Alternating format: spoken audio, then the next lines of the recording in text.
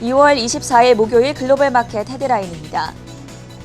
미국 국무부는 러시아가 우크라이나 전면전 수준의 침공 준비를 완료했다고 밝혔습니다. 우크라이나 의회가 러시아 침공이 임박했다며 국가 비상사태 선포를 승인했습니다. 미국의 주택담보대출 신청 건수가 전주 대비 13.1% 감소했습니다. 2019년 이후 최저치입니다. 유로존의 1월 소비자 물가지수 확정치가 전년 대비 5.1% 증가하면서 역대 최고를 기록했습니다. 투자은행 레이몬드 제임스는 연준의 통화 정책이 우크라이나 사태에 영향을 받지 않을 것이라고 밝혔습니다.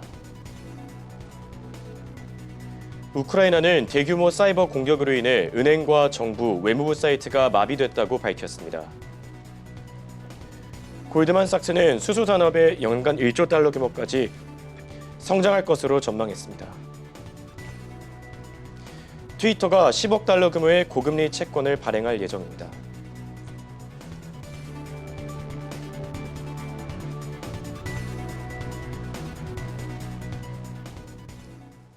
네, 여러분 안녕하십니까? 목요일 굿모닝 한경 글로벌 마켓의 전세원입니다. 안녕하십니까? 홍성진입니다. 자, 홍성진 앵커, 조정장의 의미가 뭔지 아시나요? 네, 보통 고점 대비 10% 이상 빠졌을 때 이제 조정장이라고 알고 있습니다. 네, 그렇습니다. S&P 500 지수가 어제 기준으로 고점 대비 10% 이상 빠지면서 본격적인 조정장에 진입했고요. 오늘까지 그 하락세가 이어지면서 이제는 고점 대비 20%까지 빠지는 약세장에 들어가는 것이 아닌가 하는 우려가 커지고 있습니다. 네, 장 초반만 해도 좋은 움직임이 예상됐지만 현재는 3대 지수 일제히 하락하고 있는데요. 오늘 준비된 자세한 소식들 바로 살펴보겠습니다. 굿모닝 한경 글로벌 마켓 지금 시작합니다.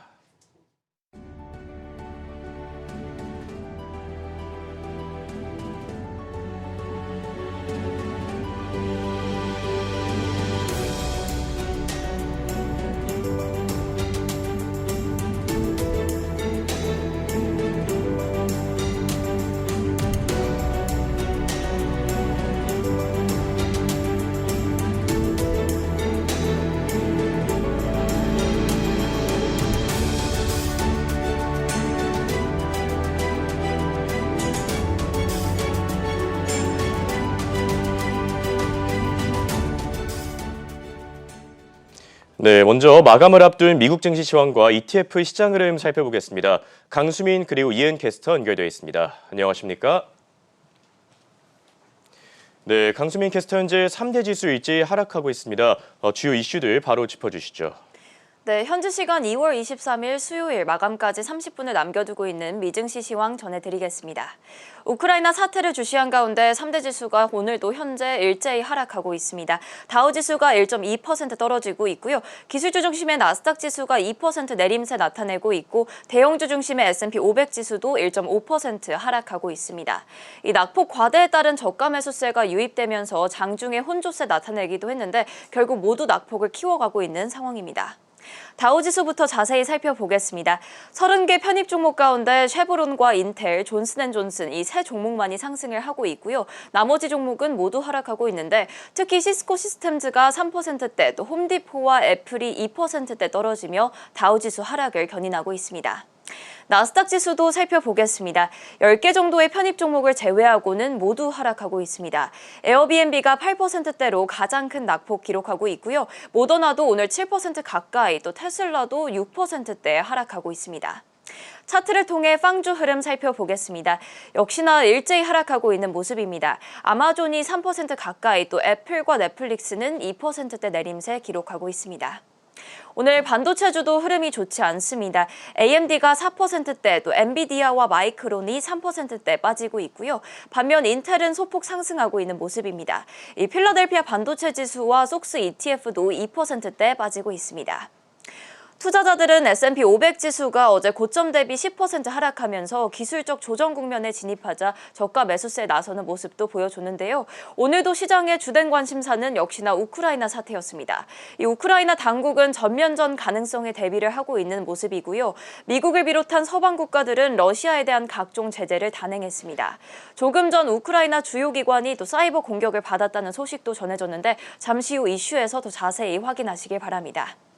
국채금리도 잠시 살펴보겠습니다. 10년물 국채금리는 오름세 이어가면서 1.97% 수준까지 다시 올라왔습니다. 이어서 섹터별로 살펴보겠습니다. 오늘 장에서는 에너지주를 제외한 모든 섹터가 하락하고 있습니다. 테슬라와 아마존, 또 장중 52주 신저가를 기록한 스타벅스를 중심으로 이미 소비재주가 3%로 가장 부진한 흐름 나타내고 있고요. 기술주와 산업재가 뒤를 이어서 하락을 주도하고 있습니다. 그럼 바로 이어서 개별 특징주 살펴보겠습니다.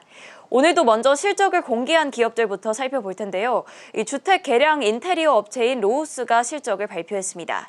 로우스는 팬데믹에게 수혜를 받은 종목 중 하나인데 매출과 영업이익 모두 시장 예상을 웃돌았고요. 동일 점포 매출은 5% 늘었습니다.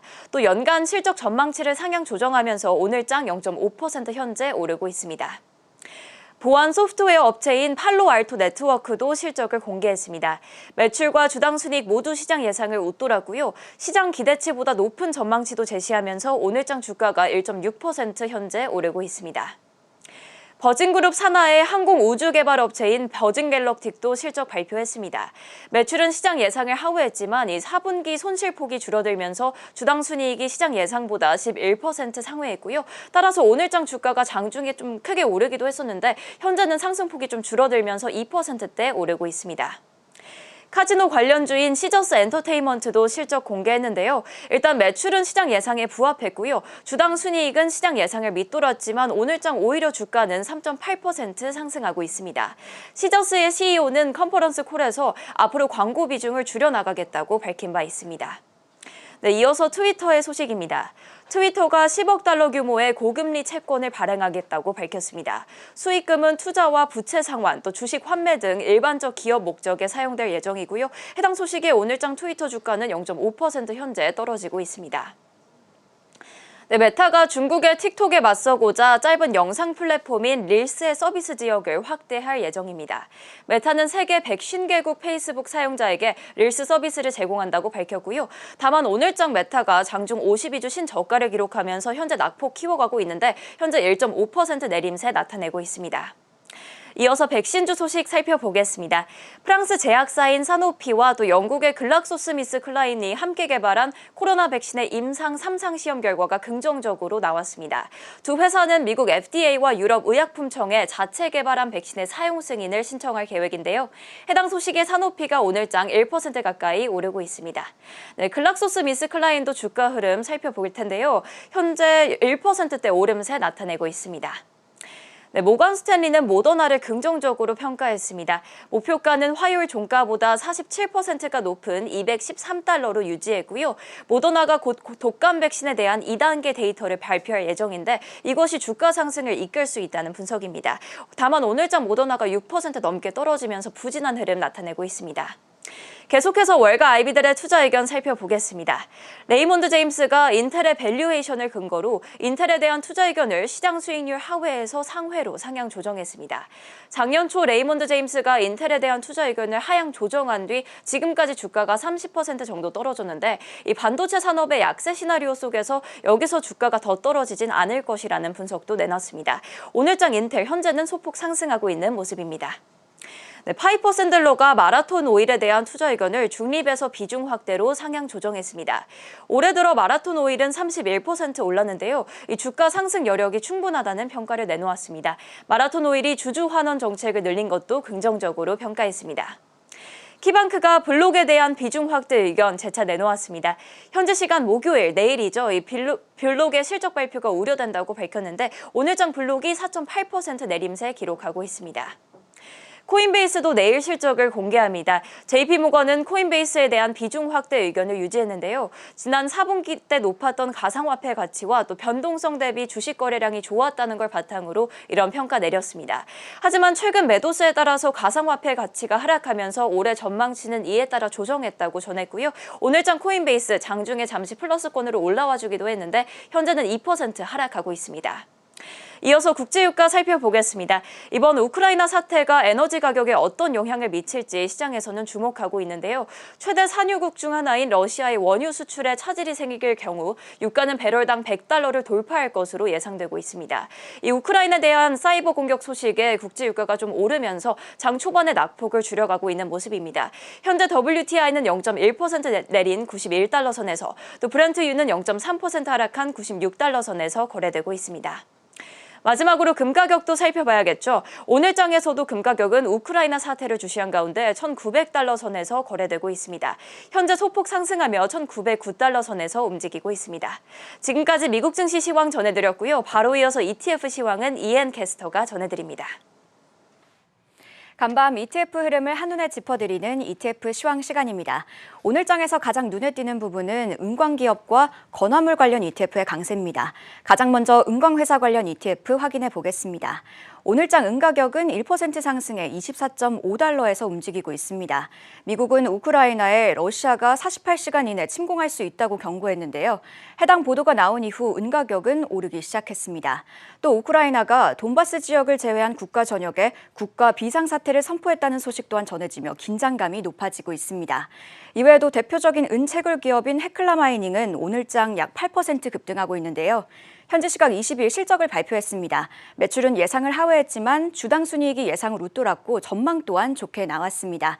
따라서 은채굴 기업을 추종하는 ETF도 오늘장 우상향 곡선 그리고 있는데요. 티커명 SIL인 글로벌X 실버마이너스 ETF 살펴보겠습니다. 미래에셋의 글로벌X에서 운용하고 있고요. 현재 3.34% 오르고 있습니다.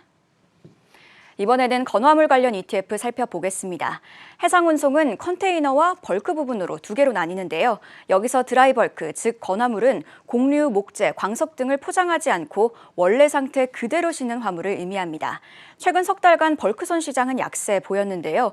중국이 올림픽을 앞두고 대기 정화를 위해 철광 감산 정책을 펼친 것이 벌크선 시장에는 악재로 작용했습니다. 하지만 올림픽이 끝나고 해당 정책이 완화될 것으로 예상되는데요. 이외에도 곡물, 철광, 석탄 수요가 계속 늘고 있는 점이 업계 전반에 긍정적으로 작용하고 있습니다. 오늘장 관련 ETF도 오르고 있는데요. 티커명 BDRY인 브레이크웨이브 드라이버크 쉬핑 ETF 체크해 보겠습니다. ETF MG에서 운용하고 있는데 현재 4.99% 상승하고 있습니다. 한편 러시아와 우크라이나가 실제로 전쟁을 하게 되면 세계 수출 시장은 혼란을 겪을 수도 있습니다. 따라서 건화물 수요가 줄어 벌크선 시장이 어려워질 수 있다는 점도 함께 참고하시면 좋을 것 같습니다. 하락한 ETF로 대형 성장주 관련 ETF 살펴보겠습니다. 네, 오늘장 에너지 섹터를 제외하고 대부분의 섹터가 내리고 있는데요. 특히 성장주들이 부진한 모습입니다. 미국 대표 전기차 기업인 테슬라는 오늘장 6% 내리고 있고요. 이외에도 에어비앤비는 약 8%, 엔비디아는 4%, 아마존은 약 3% 빠지고 있습니다. 따라서 해당 종목의 비중이 높은 대형 성장주 ETF도 하락하고 있는데요. 티커명 HFGO인 하트포드 라지캡 크로스 ETF 확인해 보겠습니다. 하트포드 펀드에서 운용하고 있는데요. 오늘장 4.59% 빠지고 있습니다.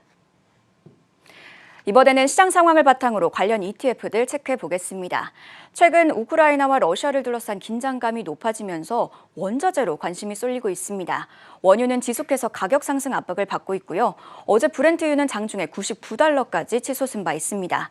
이외에도 금, 니켈, 알루미늄, 천연가스, 그리고 밀 등 원자재 가격이 오르고 있는 상황인데요. 지난 30일간 가장 크게 오른 ETF도 바로 원자재인 팔라듐 관련 ETF였습니다. 이런 상황에서 CNBC는 다양한 원자재를 한 바구니 안에 담을 수 있는 원자재 ETF를 주목했는데요. 지정학적 위기뿐 아니라 인플레이션 해징 역할을 할 수 있다고도 언급했습니다. 오늘은 이와 관련해 원자재 ETF 확인해 보겠습니다. 원자재 ETF 중 운용 자금이 가장 많은 건 티커명 PDBC인 인베스코 옵티멈 밀드 다이버시파이드 코모디티 스트래티지 NOK1 ETF입니다. 인베스코에서 운용하고 있는데요. 총 14개 상품의 선물 가격을 따라가고 있습니다. 그럼 구체적으로 어떤 상품을 보유하고 있는지도 함께 확인해 보겠습니다. 난방유, 가솔린, 브렌트유, 아연, WTI 등의 비중이 가장 높고요. 이외에도 대두박, 옥수수, 밀 등 농산물도 포함하고 있습니다. 운용 수수료는 0.59%입니다. 네, 다음으로 티커명 DBC인 인베스코 DB 코모디티 인덱스 트래킹 펀드도 함께 살펴보겠습니다. 인베스코에서 운용하고 있는데요. 마찬가지로 총 14개 상품의 선물 가격을 추종하고 있습니다. 상위 보유 상품도 체크해 보겠습니다. 남방유, 브렌트유, WTI 금 등을 보유하고 있고요. 운용 수수료는 0.89%입니다. 앞서 언급한 PBDC는 액티브형 펀드였는데요. DBC는 패시브 ETF입니다. 따라서 추종 지수가 있습니다. DBIQ, 옵티멈 일드, 다이버시파이 코모디티 인덱스를 추종하고 있다는 점도 함께 참고하시길 바랍니다. 지금까지 ETF 시황이었습니다. 네, 은광과 또 건화물과 관련된 다양한 ETF 내용들 살펴봤고요. 이어서 글로벌 이슈와 해외 토픽 확인해보는 시간입니다. 최보아 캐스터가 준비했습니다. 안녕하십니까? 네, 최보아 캐스터, 지정 확정 리스크가 계속되는 가운데 인플레이션이 고공행진할 것이다, 10% 수준에 도달할 것이다 이런 내용이 나오고 있습니다. 첫 번째 소식으로 짚어주시죠. 네, 첫 번째 소식입니다. 미국이 현재로서는 러시아와의 정상회담 계획은 없다라고 일축했습니다. 젠사키 백악관 대변인은 본 회담이 열리기 위해서는 러시아와 우크라이나 사이의 갈등이 어느 정도 완화돼야만 할 것이다라고 강조했습니다. 토니 블링컨 미국 국무장관도 러시아 외무장관과의 회담을 취소했다는 소식도 전해졌습니다. 또 조금 전 들어온 속보에 따르면 바이든 대통령은 러시아가 입장을 바꾸지 않는다면 이 노르트 스트림 2에 대한 추가적인 제한도 있을 것이다라고 발표했습니다. 미국은 러시아의 행보가 위기 해결에 있어서 외교적인 방식이 아니다라고 판단한 겁니다. 이 전쟁의 위험성이 고조되면서 에너지 공급 여부에 대한 걱정도 적지 않은 상황입니다. 따라서 일각에서는 미국의 인플레이션이 무려 10%까지 오르는 상황도 예측하고 있습니다. 지난 1월 미국의 소비자 물가지수 CPI는 전년 대비 7.5% 올라 40년 만에 최고치를 기록한 바가 있습니다. 전문가들은 에너지 부문의 타격으로 인해서 최소 1년간 미국의 국내 총생산 GDP가 1%가량 줄어들 수 있다고 전망하고 있습니다. 인플레이션은 3개월에서 6개월 사이에 2.8%포인트 높아질 수 있다고 내다보고 있습니다. 하지만 사태가 안정되면 물가 상승세는 급격하게 완화될 수도 있다는 분석도 이어지고 있습니다. 물가가 전년 대비 10% 넘게 오르는 건 1981년 10월 이후 가장 높은 수치에 해당하기 때문에 우려할 만합니다. 대부분의 전문가들은 아직 10%까지는 않을 것으로 본다. 미국의 CPI는 3월에 8%로 정점을 찍고 내년 1월에는 4%까지 내려가는 것이 현실적인 수치다라고 언급했습니다. 세계 최대 자산운용사인 블랙록은 이제는 연준이 인플레이션을 완전히 해결하기보다는 그저 감수할 수밖에 없을지도 모른다라는 견해를 내놨습니다. 공격적인 금리 인상에 나서게 되면 충분히 회복되지 않은 경제 활동을 다시 한번 악화시킬 수도 있다라고 설명했습니다. 또 전 세계적으로 에너지 시장을 둘러싼 불확실성이 분명히 존재한다는 데서는 공감의 목소리를 높였습니다. 유럽에서의 전면전이 본격화된다면 브렌트유는 110달러까지 충분히 오를 것으로 예상했습니다. 현재를 기점으로 본다면 약 14% 정도의 추가 상승을 예측하는 겁니다. 상황이 더 나빠진다면 국제유가는 40% 이상까지 오를 수도 있다라고도 전했습니다. 이렇게 된다면 CPI는 10% 위로 상승할 수도 있다라고 덧붙였습니다. 앞으로의 추이는 제재의 심각성에 따라서 달라진다. 미리 결정할 수가 없는 다양한 변수들이 있기 때문에 단정 지을 수가 없다라고 지적했습니다. 여러 가지 가설들이 존재합니다. 하지만 확실한 건 앞으로 1년에서 2년 사이에는 인플레이션이 목표치에 도달하지는 못할 것이라는 겁니다. 아마 가계는 과거 40년 동안 경험했던 것보다 훨씬 더 높은 인플레이션을 감수해야 할 수도 있습니다. 또 금융시장이 큰 변동성을 겪을 것으로 보이기 때문에 투자자들도 신중한 태도를 유지해야 한다는 의견들도 많습니다. 또 독일이 러시아와 자국을 잇는 가스관인 노르트 스트림 2의 사용을 중단하기로 결정한 것에 대해서 쉽게 넘겨서는 안 될 일이다라는 분석도 이어지고 있습니다. 이 파이프라인을 통해서 러시아에서 독일로 가는 천연가스를 2배 넘게 늘릴 수 있기 때문에 이 천연가스 하나만으로도 장기적으로 인플레이션에 매우 큰 영향을 미칠 것이다라고 전망하기도 했습니다. 두 번째 소식입니다. 라파엘 보스틱 애틀랜타 연은 총재는 연준이 비상정책의 기조에서 벗어나야 한다라고 주장했습니다.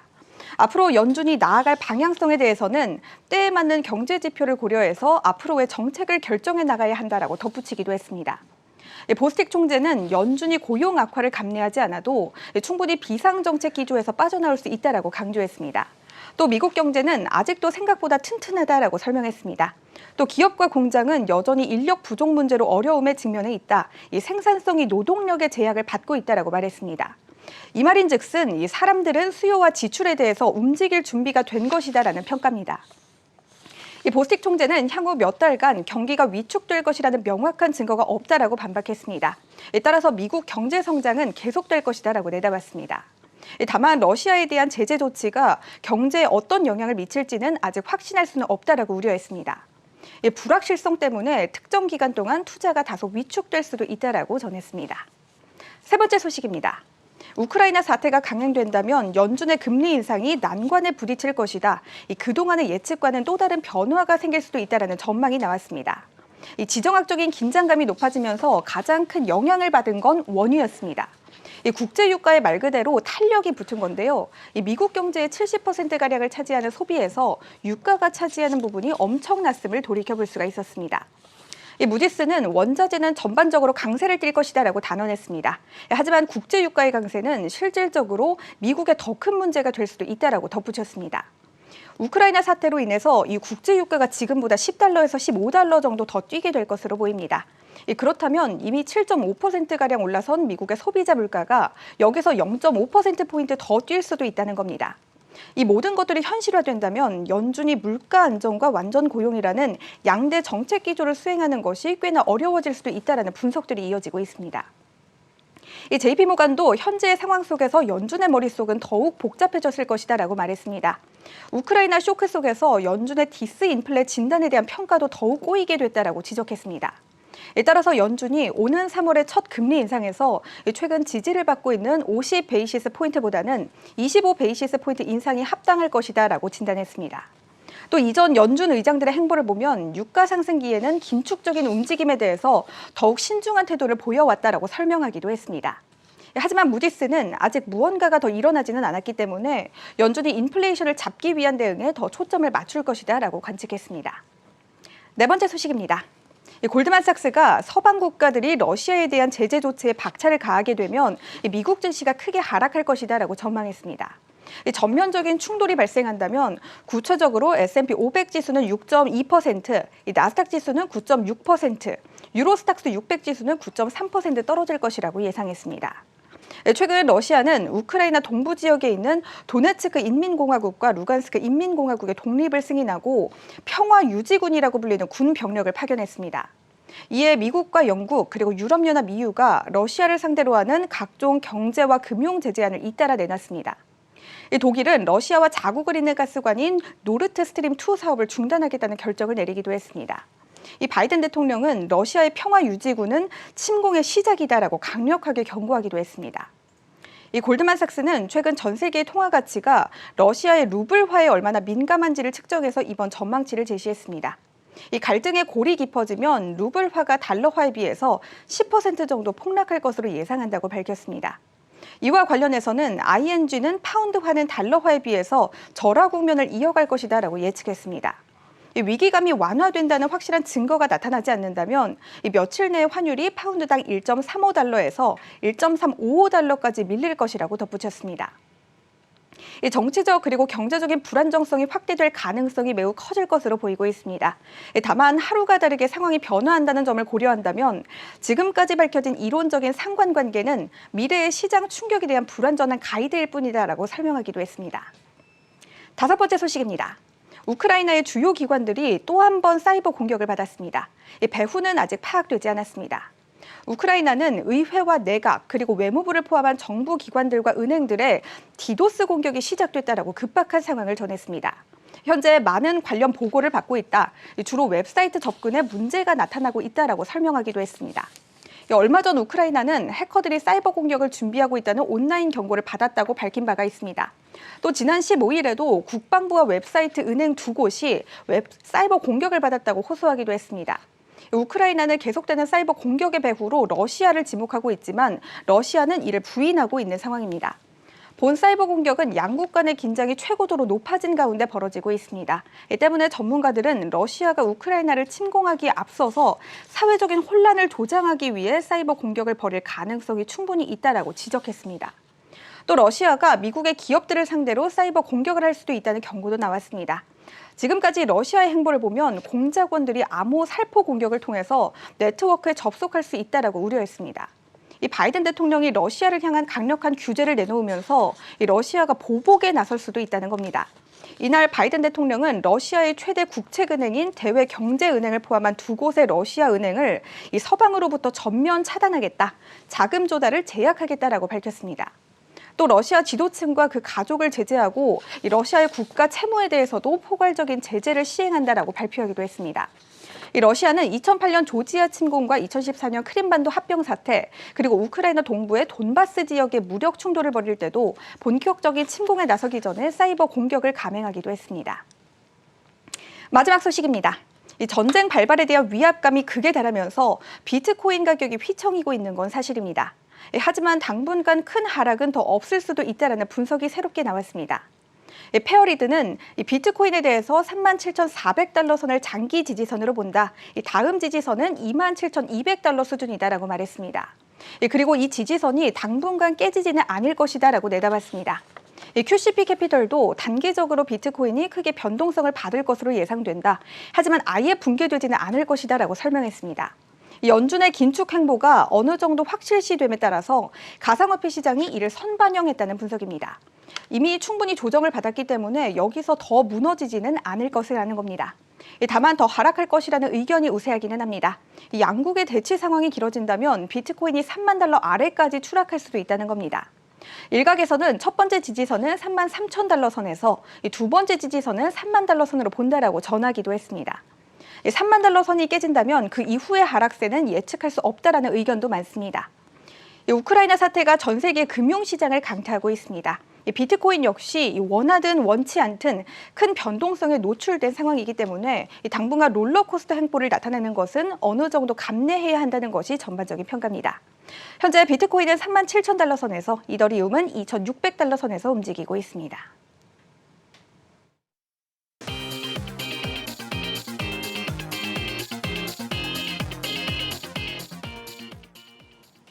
네, IPO와 관련된 다양한 소식들 확인해보는 IPO 플러스 시간입니다. 정말 오랜만에 미국 증시에 중국 기업들이 상장했다고 합니다. 첫 번째 소식으로 바로 확인해 보시죠.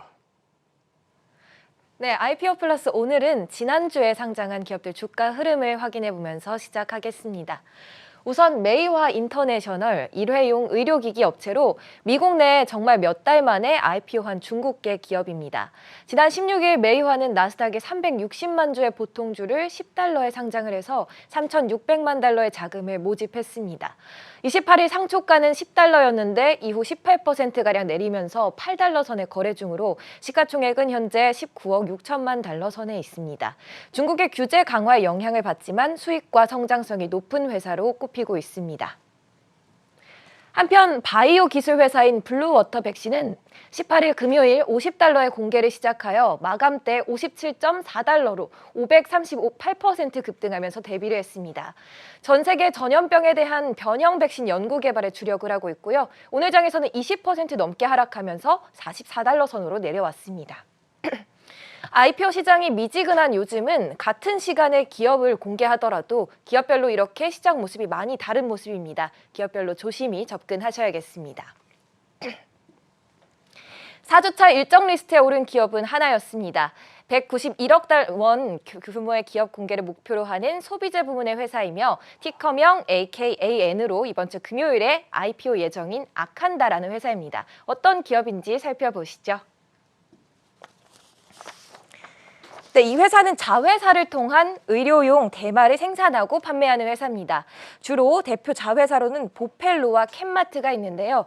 이 영국 내 의료시설에 대마를 공급하는 캔마트, 그리고 보펠로는 아프리카 국가인 레소토에 위치해 있습니다. 이 회사의 CEO는 특히 사우스 아프리카가 캘리포니아 플러스와 같다고 표현을 했는데 이상적인 재배 조건을 가지고 있다는 의미입니다. 이 자회사 보펠로의 위치가 회사 강점 중 하나입니다. 대마 생산에 유리한 자연 환경이 조성되어 있으며 풍부한 노동력을 공급할 수 있고 공급망 인프라를 보유했습니다. 또한 유리한 세금 제도로 인해 효율적인 대마 생산이 가능합니다. 다음 강점도 보시겠습니다. 보펠로는 방금 말씀드린 대로 5만 평방미터에 달하는 시설 규모를 자랑하는데 여기에서 정부 허가를 취득하는 데 성공한다면 200헥타르로 그 규모를 증설할 계획입니다. 규모의 경제를 실현할 수 있겠습니다. 네, 마지막으로 현지 지역사회와의 파트너십도 눈여겨보면 좋을 것 같은데요. 현재 레소토 비영리기구와 함께 사회 공공시설을 건립하고 사회공헌 프로그램에 참여하고 있습니다. 해당 프로그램 참여를 통해 강한 지역사회와의 유대감을 형성한다면 이후 현지 사업 확장에 긍정적인 영향을 기대해 볼 수 있겠죠. 바이든 대통령의 테마주로 대마초가 한때 관심을 모으기도 했습니다. 전 세계적으로 의료 목적용 대마 사용 합법화 움직임은 계속되고 있는 때문에 대마 수요는 지속적으로 증가할 전망입니다. 이머젠 리서치 2020년도 자료에 따르면 의료용 대마 시장은 2027년까지 470억 달러 규모까지 성장하겠습니다. 또한 동사의 자회사로 말씀드린 캔마트가 사업을 하는 대상인 영국의 경우 2024년 30억 달러 규모의 시장이 될 것으로 예상되고 있습니다. 오늘은 이와 같이 의료용 대마를 생산하고 판매하는 아칸다에 대해서 알아봤는데요. 금요일에 IPO 일정 챙겨보시면서 투자 계획 세워보시기 바랍니다. 네, IPO를 앞둔 기업들에 대한 소식 바로 알아봤고요. 저희는 7시 30분까지 계속됩니다.